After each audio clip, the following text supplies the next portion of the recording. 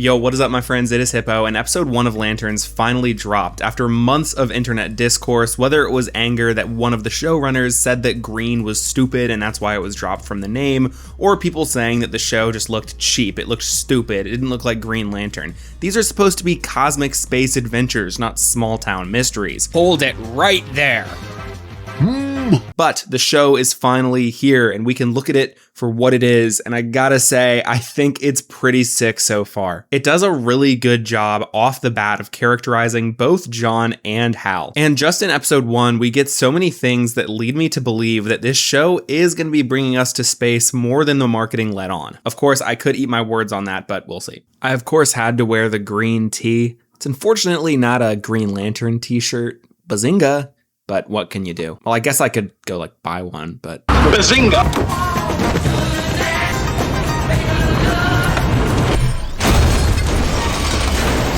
We start off by seeing a young John Stewart and his brothers sneaking watching TV while awaiting their dad to come home. They're watching the first public interview with Hal Jordan, who's been Green Lantern since 1986, and in the year 1996, he goes public and reveals his secret identity. There have been people online tweaking out saying that this makes no sense, but I don't know, man, they did kind of already establish this in Superman on the screen for you to read right there. I mean, I know it didn't specifically say Green Lantern, but we have known that Superman is not the first superhero. That has been clear. John is so clearly moved by this interview. When Hal looks at the camera and says, "I'm just like anybody else," John cracks a big ol' smile. But then his dad gets home and shoots an apple off of his head, which is crazy. Could you imagine the one day this dude messes up and just shoots his kid in the skull? Where do you go from there?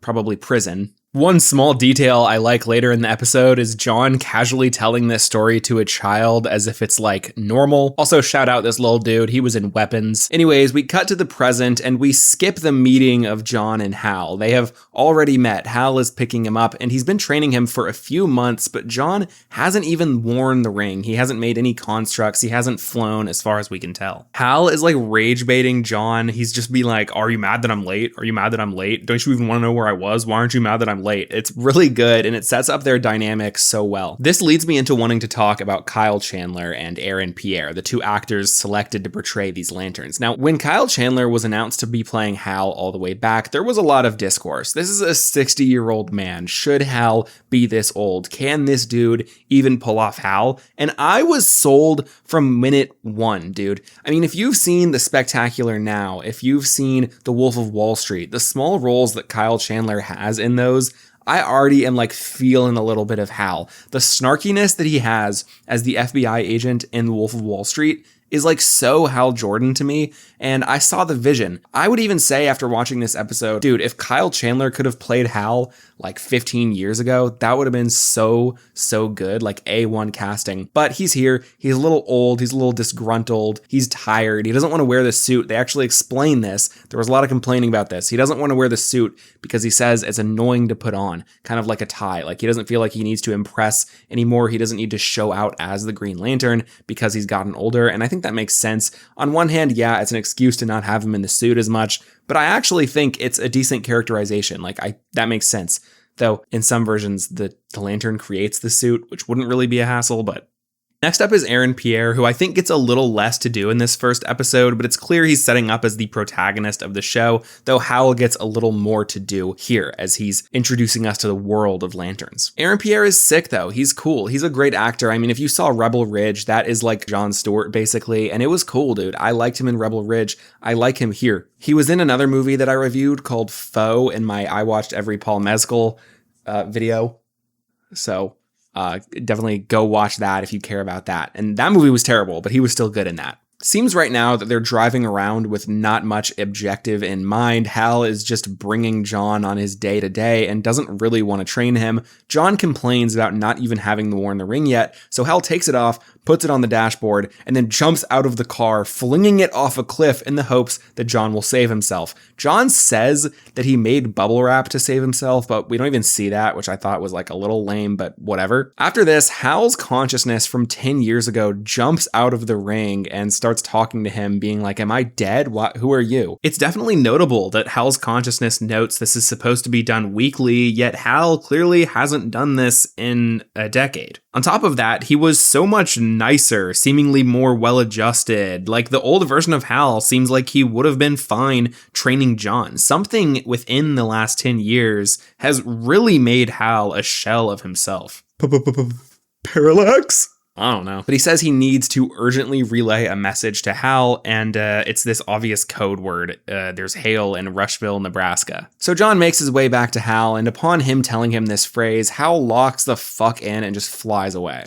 I really love this bit of John being like, oh my god, and then having to get on an airport and then get a rental car just to meet up with Hal, who's already been there for hours. Once they're there, they go to this high school football field. Your mind has to think of Friday Night Lights with Kyle Chandler. John arrives to find him just sitting in the bleachers observing, and he asks what's going on, and it seems that Hal is sort of respecting the jurisdiction that this local police force has, and he clearly has a history with this woman who hates him, the sheriff of this town. So there was a shooting at this football field, seemingly a battle between the home team and the away team fans when they were mad that one of the teams won, but Hal is under the impression that it's aliens. He points out that the victims, there's nobody grieving, there's no families rushing to the bodies, everyone is mostly calm because no one knows these victims. They're aliens, they're not people from around here. The cop is a little suspicious at first, but as the episode goes on, we're gonna find out that that is obviously true. John is tired of waiting around and wants to do something, but this tips off someone that the sheriff and Hal were actually wanting to stay chill, and they ensue this chase sequence, and they chase.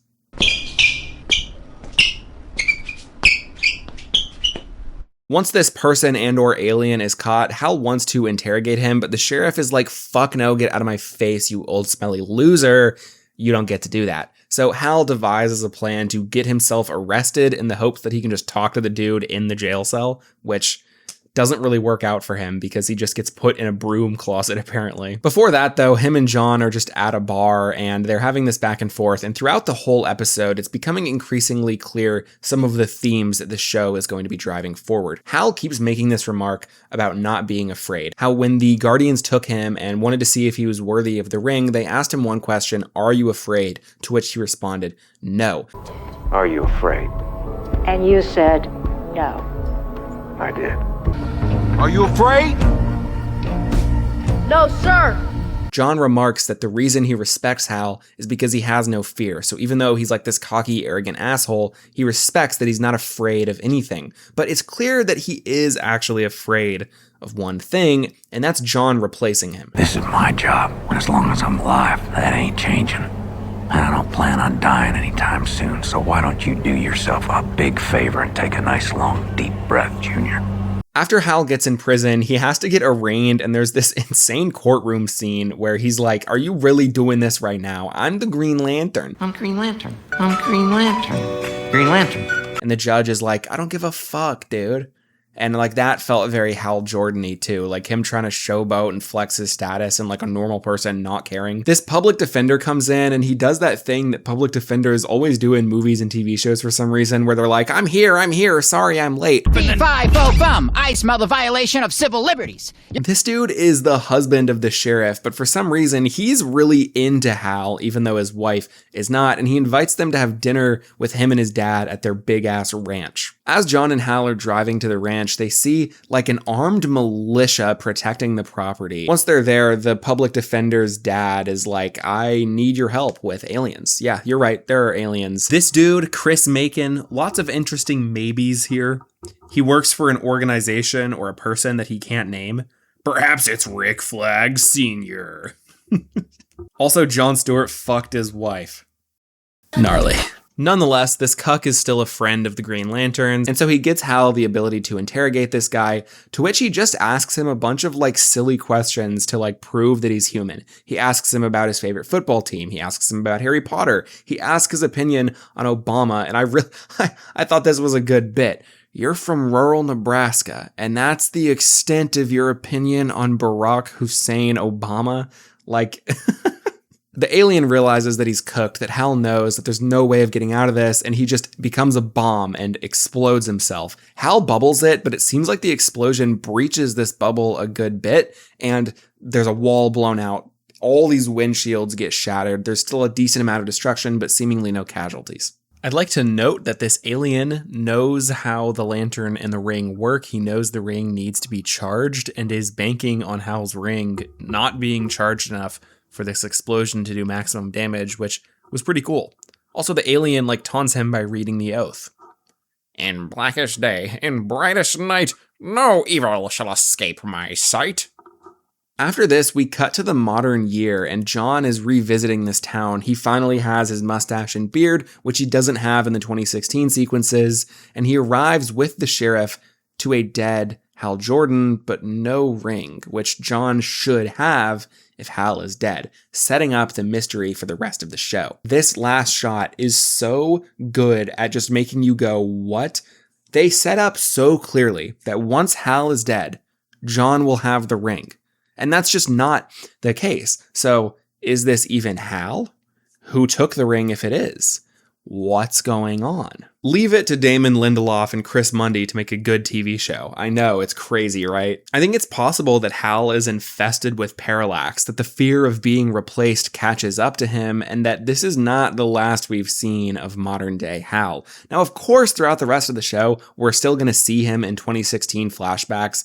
And I understand the annoyance with killing off Hal in the first episode. I get it. He's like the OG Green Lantern. Well, not even. He's after Alan Scott. But honestly, I fail to care that deeply. The MCU was able to do this successfully with Scott Lang and Hank Pym. They were also able to do it in the DC movies with Jaime Reyes and Ted Kord in Blue Beetle. There are so many iconic Green Lanterns. John Stewart is a popular character. People like him. They remember him from the animated series. So it makes sense to me that they would want John Stewart to be the main Green Lantern in this universe. There's so many questions we have to ask too, like how is it that there becomes multiple human Green Lanterns? Because it's set up so clearly that, okay, there can only be one human Green Lantern. John will only actually be a Green Lantern once Hal is dead, but obviously we know that's not true anymore because there's Guy. So I'm wondering, did the Guardians give more responsibility to Earth because of the rising levels of threats? What is going on there? There are so many questions that the show raises, and I feel confident that they're going to answer them satisfyingly. I'm sold. I'm in for this. But what do you guys think? Do you think it's good? Are you disappointed? What do you leave a comment, please. I'm begging you to leave a comment, so just do it. Other than that, please make sure to like and subscribe. Check out some of my other videos. I want to give a big shout out to my channel members, Kat McKee, McSnickerbottom, and Phoenix E. Thank you guys so much for supporting the channel. It means the absolute world to me. Other than that, have a great day or night. Hippo out.